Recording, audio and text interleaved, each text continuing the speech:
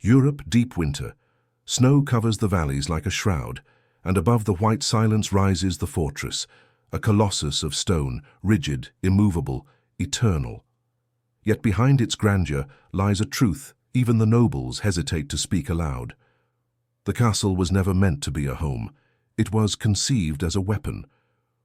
When Lord Athelram and his family stepped through its iron-bound gates for the first time, their breath turned to mist instantly, as if the fortress exhaled winter upon them. The stone corridors swallowed the warmth of their cloaks, and the massive walls, 3 meters thick, built to defy sieges, radiated an unnatural cold that seeped through bone and soul. The war engineer who had designed the stronghold decades earlier had never imagined comfort. His mind was forged in battle. Every arch and tower was calculated for defense, not life. The loopholes that dotted the walls were narrow, meant only for arrows, never for sunlight. The towers twisted upward like watchful spears. The great hall echoed, empty and hollow, a cavern carved from ice. Lady Elisander, upon entering her new chamber, brushed her fingertips along the wall and recoiled. The stone felt alive, as though it had stored every winter that had ever passed and refused to forget any of them. The castle felt like a creature, a cold-blooded one. That very first night, the family learned that the hearth, their supposed salvation, was nothing but a cruel joke. They fed it logs until the flames roared like a beast, yet the warmth barely reached their knees. Step back 3 paces, and the cold bit harder than before, drawn from the walls that drank in heat like a thirsty monster. Servants huddled in corners, rubbing their hands, their breath floating like ghosts. Children shivered beneath layers of wool. The fires crackled, the torches flickered, but nothing conquered the cold that seeped from the fortress itself. Lord Athelram stood before the main hearth, watching the flame twist. "I commanded soldiers," he murmured. "I never thought I would need to command a castle." But the castle was not his to command. It was a prison of stone, one that protected its inhabitants from enemies outside, but slowly devoured them from within. And winter had only begun. The cold alone was a merciless foe, but it did not come unaccompanied. Within days, the fortress revealed its second torment, the weeping of the walls. It began subtly. A servant noticed his boots damp at dawn. Then a tapestry near the northern corridor sagged under unexpected weight. Soon droplets formed along the ceilings like tears gathering in the eyes of a giant stone beast. By the first week, the entire castle began to rain indoors.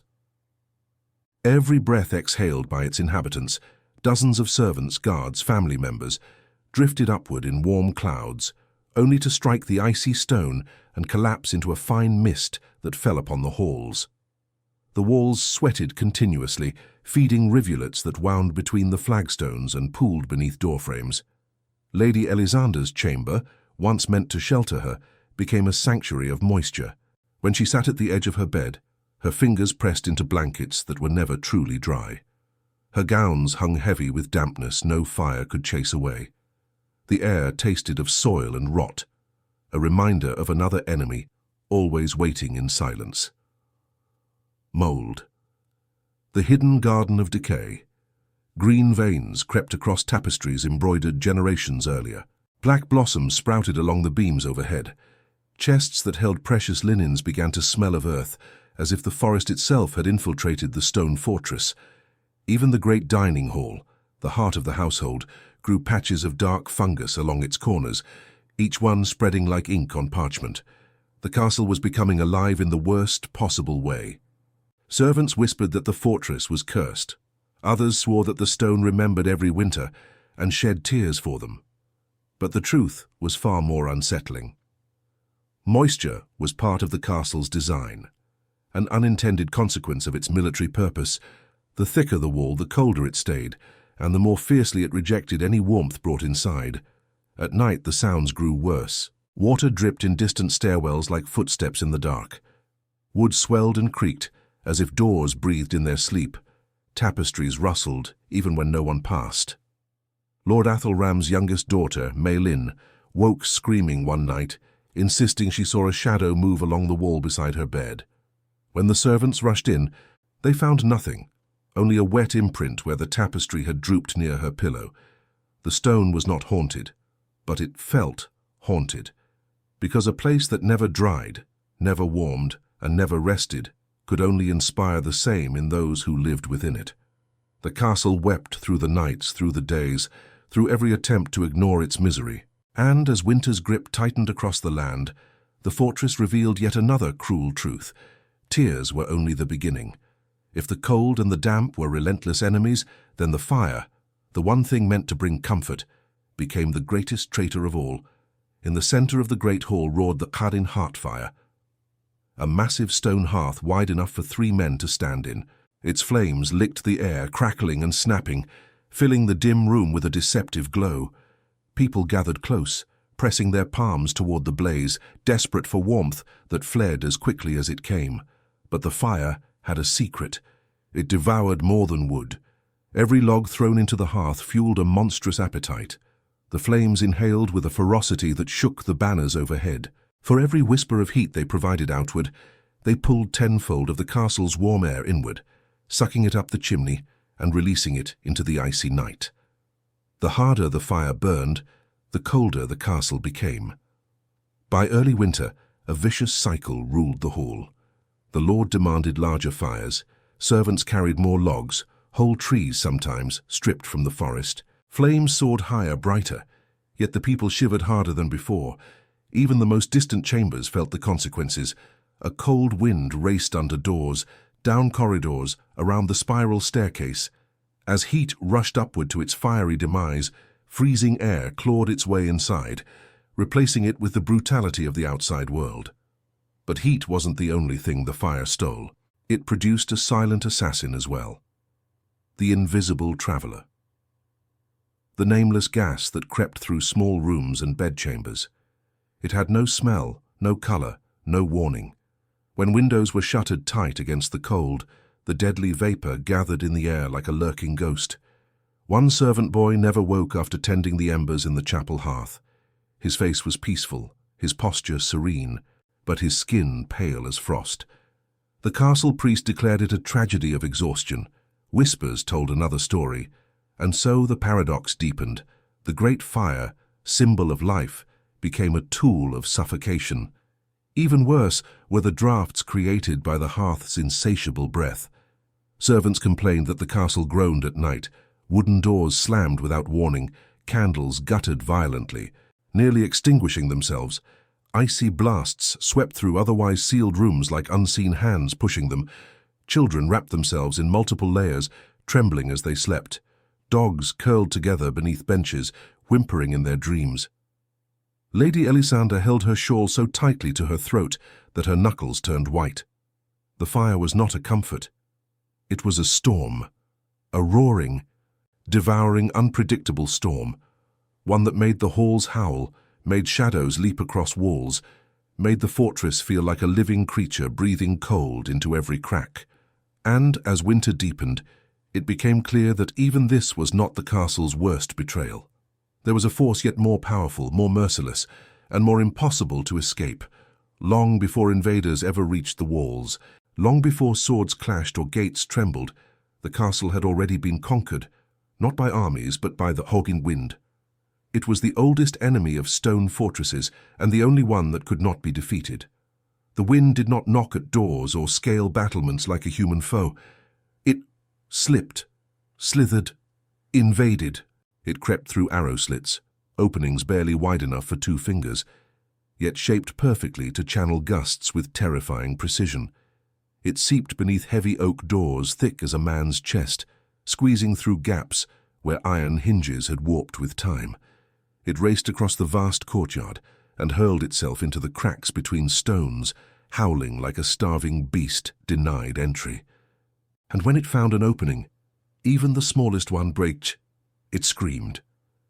In the great tower, servants swore the wind spoke. Its voice moaned through the stairwell, spiraled down the corkscrew steps, with a pitch that rose and fell like sobbing. During blizzards, the sound grew so sharp it pierced through dreams, waking even the hardiest knights in terror. The people of the castle called it the wailing spine. But the true horror wasn't the sound. It was the temperature it carried.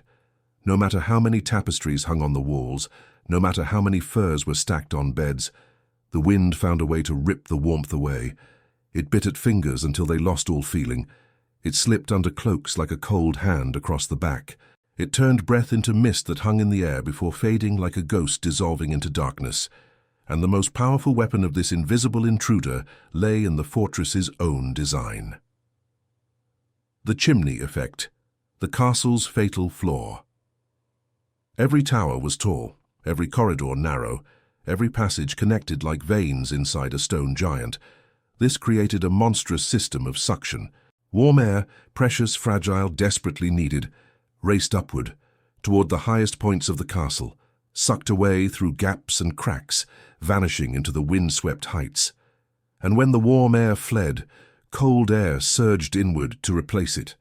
Downstairs, where servants slept in low, windowless rooms, the cold was unbearable. The floor stones leached heat from their skin like hungry creatures. Blankets stiffened during the night, water buckets froze solid by dawn. But the towers were worse. Up there, at the very top, the wind struck like a hammer. Even knights wearing padded gambesons, woolen cloaks and fur mantles could not withstand the chill that pierced through the arrow embrasures. Their armor plates grew so cold that bare hands stuck to the metal. The wind turned stone rooms into ice chambers. It turned watchmen into statues. It turned the fortress into a living storm. Even the lord of the castle could not escape its wrath. His private chamber, heavily curtained, layered with rugs guarded by thick doors, trembled whenever the wind roared across the battlements. Candles flickered sideways, not upward. The tapestries along the walls bowed inward as if something pulled them. One night, Lady Elisanda woke screaming, convinced someone was tugging her bed curtains. But when guards rushed in, swords drawn, they found only the wind, cold, ceaseless, singing through the cracks. In the morning, frost coated the inside of her windows.